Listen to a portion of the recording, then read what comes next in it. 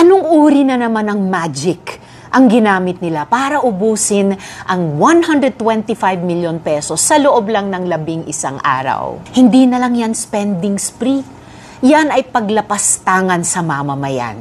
Napakagaspang. 11 milyong piso kada araw. Daig pa ang may patagong credit card sa national budget. Hindi nyo pera yan.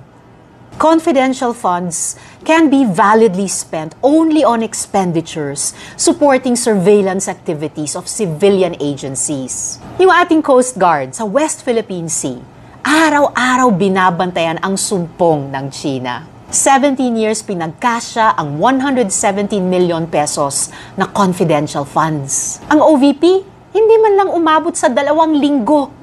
What can VP Sara show for it? Nag-mass hiring ba ang OVP ng libo-libong informant sa loob ng 11 araw? Nagpatayo ba sila ng daan-daang safe house sa loob lamang ng 11 araw? Babalik tayo sa paulit-ulit na tanong, saan nyo dinala ang pera? Naghihintay ng resibo ang buong Pilipinas.